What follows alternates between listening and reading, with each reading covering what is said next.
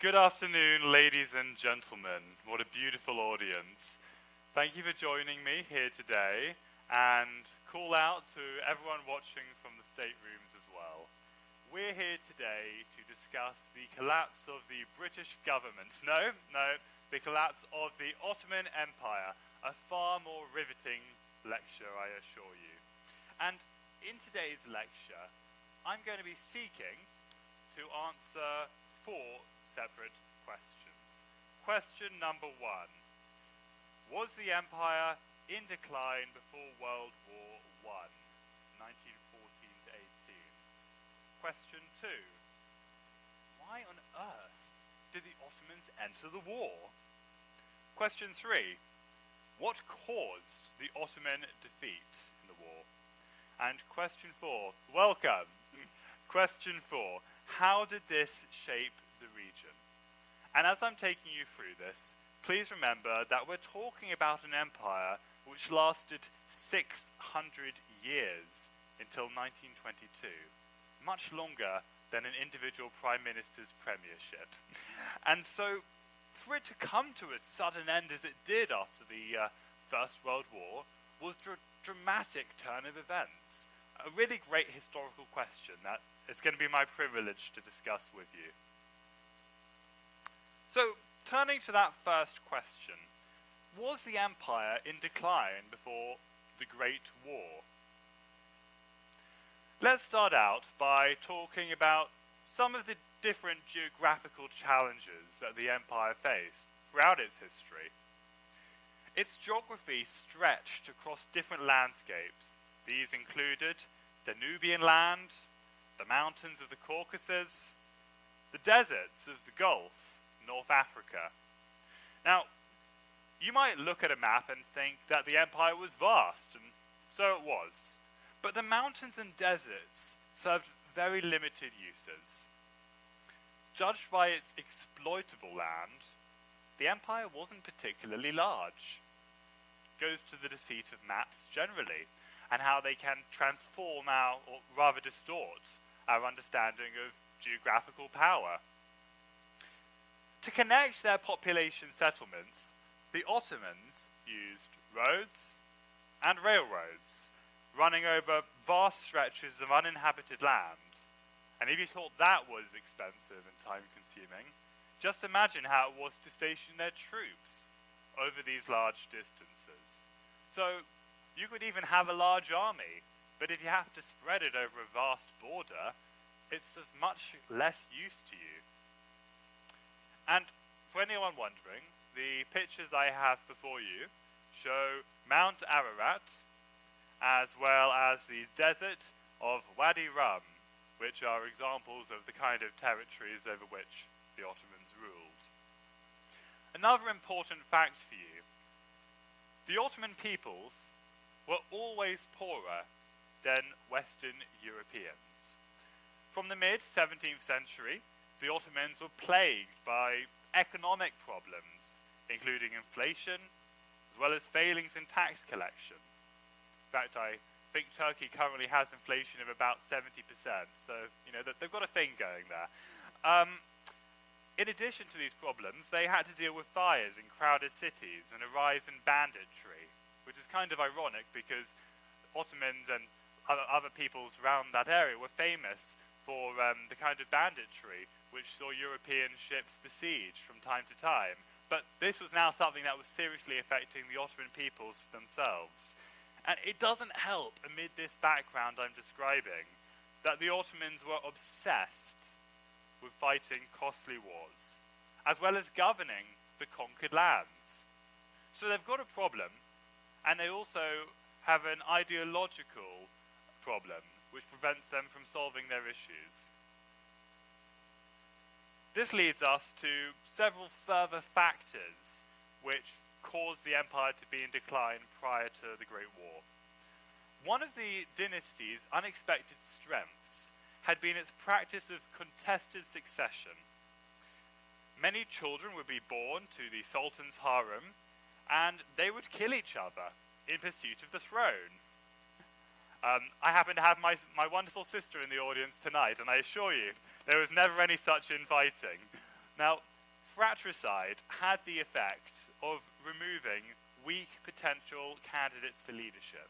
So, for all that it was violent and horrible to us as modern observers, it was actually a powerful political tool. Because if you weren't powerful enough to kill your brothers, you weren't going to end up ruling the throne and ultimately governing what was a military empire.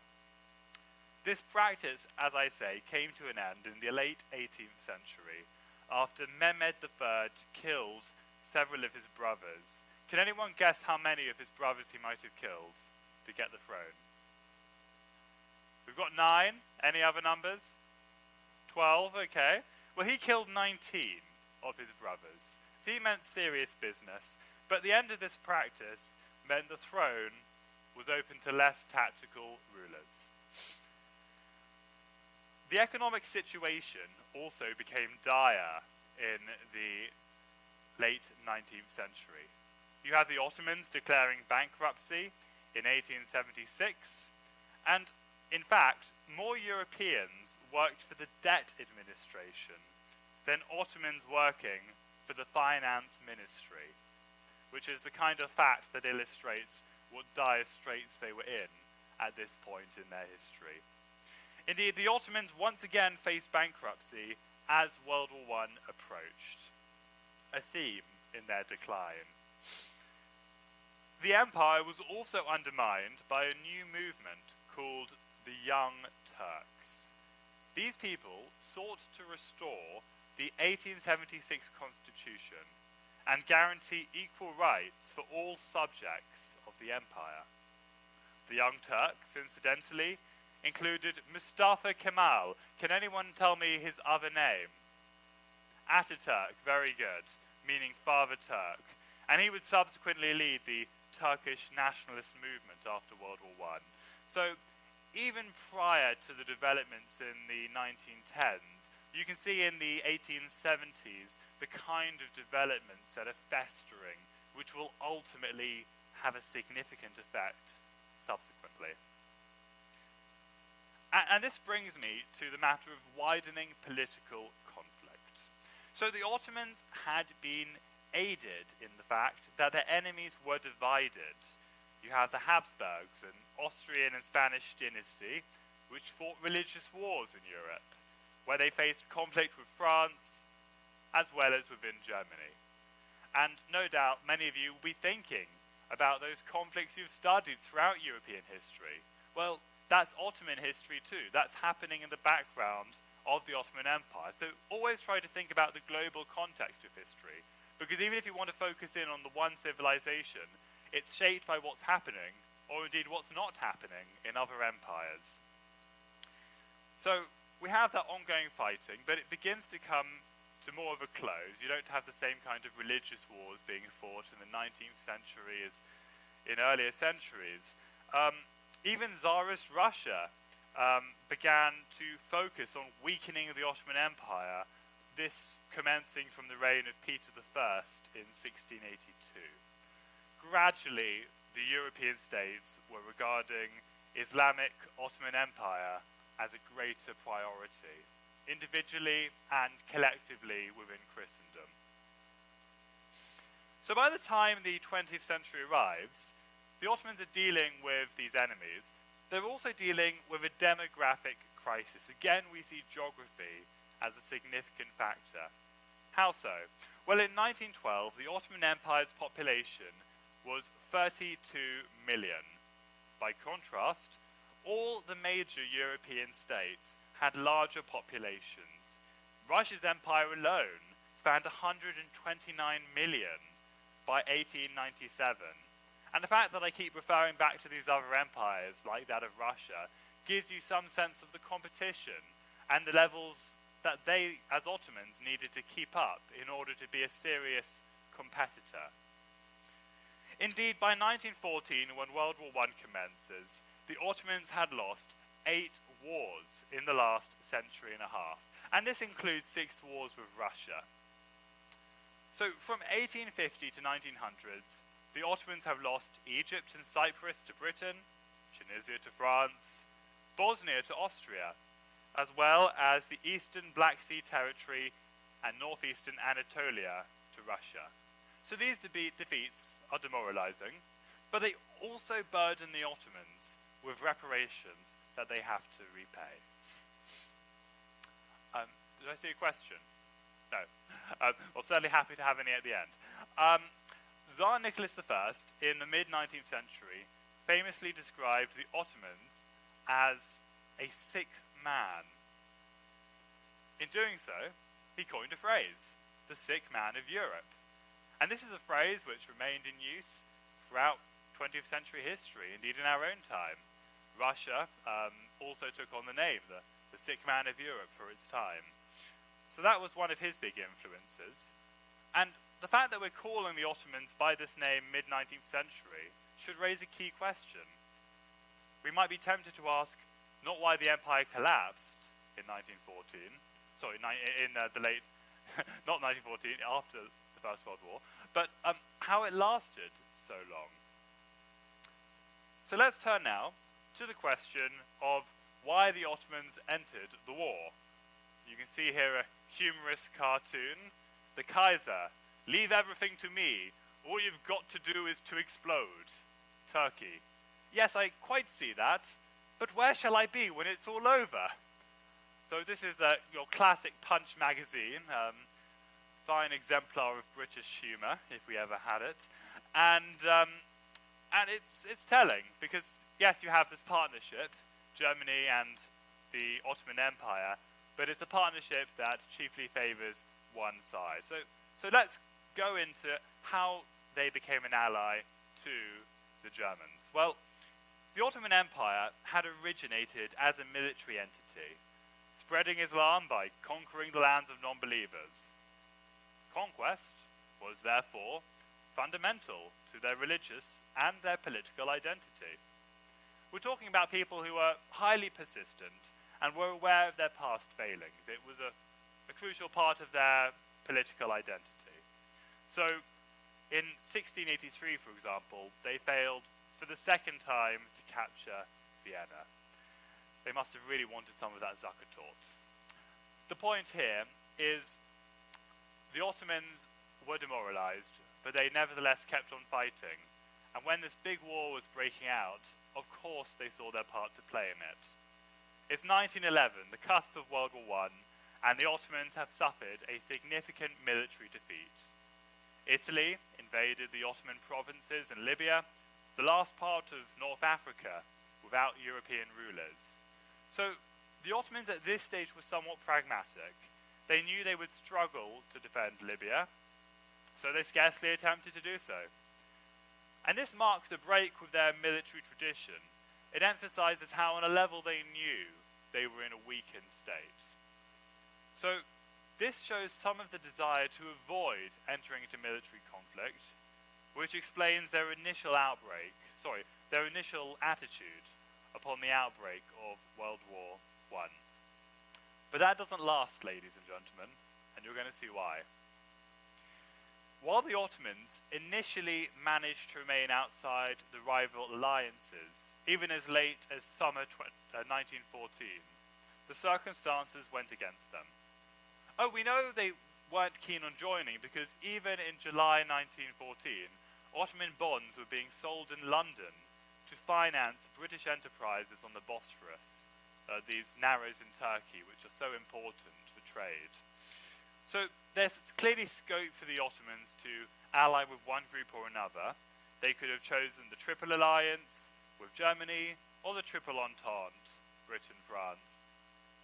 And Britain and France were the better trading partners for the Ottomans than Germany or Austria-Hungary.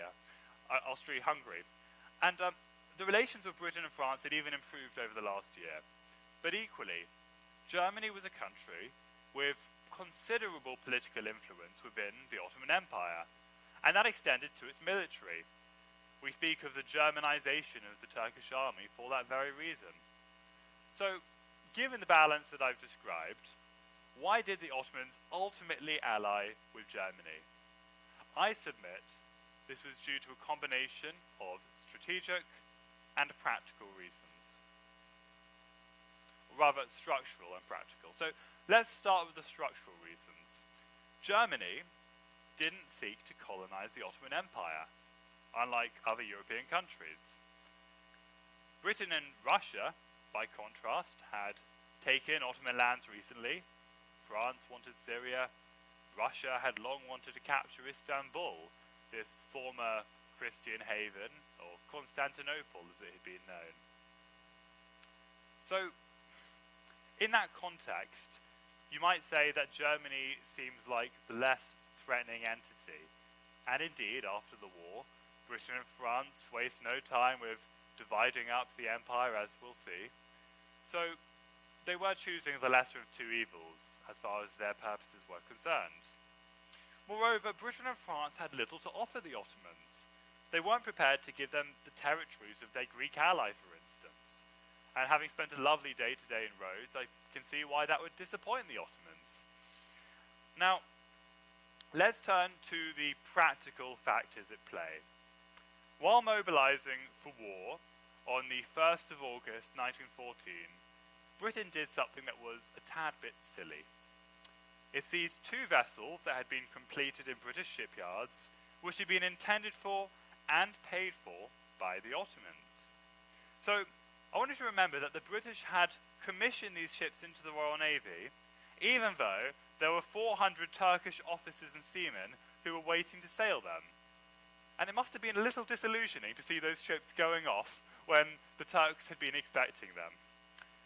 You see, the British had feared that the ships might be used against them. And naturally, this becomes a self-fulfilling prophecy. It angers and antagonizes the Ottomans. The German embassy simultaneously financed an anti-British press campaign, which was not a very hard thing to do in the context. The Germans sail two warships to the Ottoman Empire, and this is very clever. The German sailors became members of the Ottoman Navy. They started wearing the fez, which went down very well with the Ottoman public. It followed on the 2nd of August 1914 that the Ottomans secretly agreed a formal alliance with Germany. This does seem to be a feature of these wars. Those of you who studied the Second World War will know about the secret treaty, or rather Operation Barbarossa, stemming from the secret clause in the Molotov-Ribbentrop Pact. So certainly classic features of soon-to-be allies in agreeing to go to war together. And the final practical factor behind this decision is that the Ottomans, like so many governments at the time, believed this was going to be a short war. They believed the war would end promptly, and as the saying went in Western countries, they'd all be home for Christmas.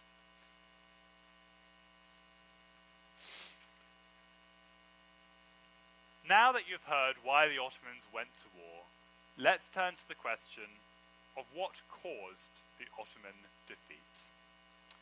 We're going to start with external factors. We'll then move, unsurprisingly, to internal factors. There we go. So, external factors.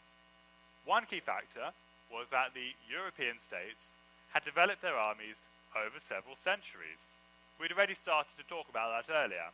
Now, this means the composition is shifting from one of peasants with very little appetite for war, much more appetite for carrots, to a permanent, well-trained and well-equipped soldiery.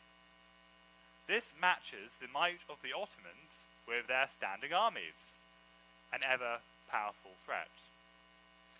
And those Ottoman standing armies simply hadn't maintained their advantage. So if you're ever wondering about why empires rise and fall, do consider those key comparative factors. Because it's not enough, is it, to have a strong army, especially a strong army stretched across the vast geography. You need to be relatively strong to the threat posed by your adversaries. And to give one example of their previous military skill, please consider the military success under Ottoman ruler Mehmed II. Unable to penetrate Constantinople's land walls, his soldiers had dragged their ships on logs over land for miles in order to reach the Golden Horn. Did anyone here ever see the film Fitzcarraldo? Well, there's a scene where Herzog, the director, decided it was easier to film the scene by genuinely building a ship and pulling it up some logs over land. But never mind Herzog, this is in fact what the Ottomans do, bringing their ships over logs by land, because they can't penetrate the one wall, so they penetrate the other wall instead. And indeed, that's how they bombard Constantinople's seaward walls and take the city in 1453. So tremendous skill and ingenuity in stark contrast to their performance in World War I. And there is another external factor. Istanbul depended on grain imports from Russia, as well as from France and Italy. And again, this is so interesting to me as the Russo-Ukrainian war is unfolding in the background today, because again, you see how the delivery of grain, the maintenance of an economy, is an important factor in war, particularly a war of attrition. So, as they say, history doesn't repeat itself, but it does rhyme. And this food crisis in the capital, in Istanbul, coincides with an influx of refugees and the spread of typhus. So although the empire had been struggling previously, as I described to you, the war is exacerbating its challenges significantly. Welcome. Now this brings us to some of the internal events which caused the collapse of the Ottoman Empire. And there are two major internal events that I want to describe to you.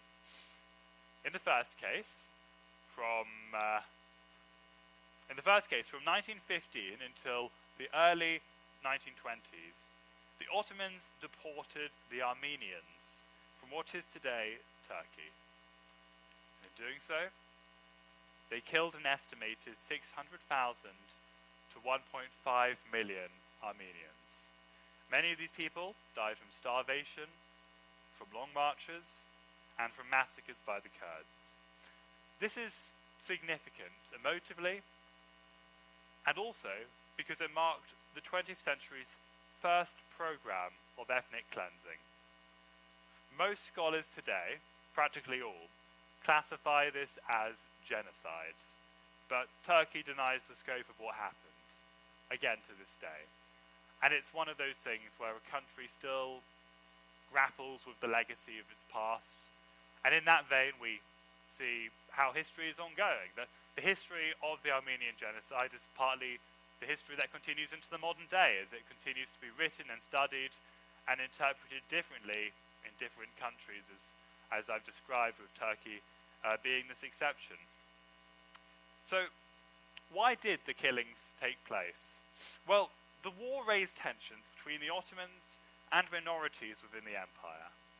Some Armenian rebels operated in guerrilla bands and large units, seizing cities in the east of the Ottoman Empire. The Armenians believed that Russia as a Christian power may favor Armenian independence. I should say some Armenians rather than the Armenians, because of course within any group there is a range of opinion. Now, the Ottomans feared the Armenians would regard the Russians as liberators and assist them. And therefore you have this group I mentioned earlier, the Young Turks, who deported the Armenians. However, the Armenians, or some of them certainly, have argued that what I've described was in fact a pretext to justify their deportment. So as I say, you've got this range of historical scholarship, and I would encourage you to read further about it, and I look forward to discussing it as well after the lecture. I told you earlier there were two major internal factors. That was one. In the second case, prior to World War I, a man called Emir Abdullah had sought British backing for an Arab rising against the Ottomans. Emir was the son of the Sheriff of Mecca, and in October 1915, Sir Henry McMahon, the British High Commissioner in Egypt, agreed that Britain would recognize and support the independence of the Arabs, except for regions considered to be not entirely Arab. And again, without going on a detour, you can probably read into that again some of the political conflicts that continue to the modern day. So this is not only the history of the 1910s in the making, this is the history of the 20th century, the history, to some extent, of our own time, germinating with the key elements that will continue to unfold. Indeed, for those of you who have heard of the Sykes-Picot Accord, I can tell you about November 1915, when there were discussions between a former French consul general and a British colonel named Francois Georges Picot and Sir Mark Sykes. And they established the partition of the Ottoman Empire, the Sykes-Picot Agreement, which sought to create two Arab states, one under French protection around Damascus, and another under British protection from Baghdad to Aqaba. The plan was for the French and the British to administer other regions, while Palestine would be the joint responsibility of France, Britain, and Russia. You can see they all have this stake in the Holy Land. So what happens next? Well, the Arab Revolt began in June 1916 with Sheriff Hussein denouncing the religious claims of the Sultan Caliph. He claimed the Ottomans had taken the religion of God as an amusement and a sport. What great rhetoric. So the revolt is crucial. It distracts the Ottomans from World War I. For example, a Turkish source reported that news of a Bedouin raid on Baalbek led the Ottomans to transfer 6 frontline battalions to Baalbek in order to end that revolt. Let's talk about how the Ottoman defeat reshaped the region. Many of you will be familiar with the Treaty of Versailles in 1919, which provided the main settlement after World War I. This was in fact followed by several further treaties. Among them was the Treaty of Sèvres.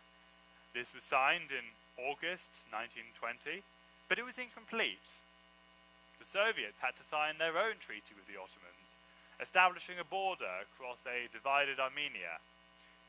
France and Italy likewise concluded their own agreements with the successors to the Ottomans. And that brings us to the Turkish national movement. The Turkish national movement started recapturing lost territories, such as Anatolia.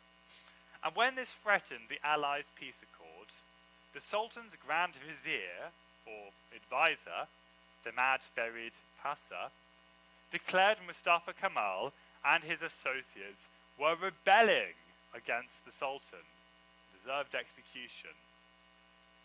Big mistake. This pitted the Ottoman rulers against the rebels, against the Turkish national movement, and the latter prevailed in the subsequent War of Independence against the Allies. This is something that culminated in the establishment of the Republic of Turkey in 1923 under Kemal, whose name Ataturk, as I said earlier, means Father Turk, the father of this new state. So what can I tell you about the Turkish Republic? While Kemal briefly used the Ottoman Caliphate as a unifying symbol, its religious character ran contrary to the new secularized Turkey. Those of you who have studied the interregnum in Britain after the deposition of Charles I will remember how Oliver Cromwell didn't take the throne for himself. He became the Lord Protector rather than the king. Clearly, it wasn't going to suit the narrative for Kemal to become this new caliph, having just overthrown it and denounced it. So what happens? Well, Kemal leads this new secularized Turkey. The Grand National Assembly abolished the caliphate in 1924, and it's this assembly that sent the royal family into exile, where it lived in Italy and Malta. Let's place this in the context of the wider political upheaval of the time. Following World War I, Mehmed VI had outlasted Kaiser Wilhelm of Germany. He'd outlasted the Emperor King Charles of Austria. and even King Ferdinand of I almost said Belgravia. That'd be a lovely place. No, Bulgaria. Mind you, I'm not sure that Belgravia lacks a king, given all... anyway, I digress. So, Kemal's gesture was also notable because Parliament was ready to offer him the Sultanate, which he refused. But he abolished the Sultanate. He resented the corruption within the monarchic system. And no major Ottoman politicians served in the new republic. Many of them were dead, for one thing. However, there are historians like Alan Palmer who've argued that Kemal's modernization of Turkey couldn't have succeeded without the skills of the civil servants who remained. It's one of those fundamentals of government, isn't it? You can change the faces, you can even change the political direction, but the political machine remains in place one government to the next. There is that degree of continuity, which can easily be missed when we talk about such huge transitions. What is clear is that this new republic moved away from empire building. Under the Treaty of Lausanne in 1923, Turkey recognized that it could not recover the Arab provinces. Indeed, it renounced its claim to British-occupied Cyprus, at least officially, as well as the islands of Rhodes, Philipsos, and Kos, which Italy was occupying at the time. We also see the Balkans rejecting Ottoman traditions at this time, including its Islamic and imperial background. Nevertheless, the historian Justin McCarthy has emphasized that the Ottomans were notable for their tolerance. All the religious groups that were present from the beginning of the empire had remained there until the end. And it's in the ensuing years that we've seen greater levels of sectarianism. To wrap up, the Ottomans were in decline for many years, having been outcompeted economically and militarily as their enemies fought each other much less frequently. They'd been losing territory for many years by the time World War I broke out in 1914. If the Ottomans entered World War I to protect their interests, this backfired. The war served to accelerate their collapse. The Arab revolt distracted them, while the Young Turks would ultimately usurp their authority. The Ottomans couldn't fight both the Allies and their own peoples all at once. The empire's collapse changed the region by spawning the Arab states and unveiling a secular Turkey with a renewed identity. It is symbolic, after all, that the Hagia Sophia was secular until extremely recently when it once again became a mosque. Clearly, at this time, the caliphate had ended, but its former territories were becoming important regional powers in their own right, in a reforged Middle East. Ladies and gentlemen, the 20th century was already underway. Thank you.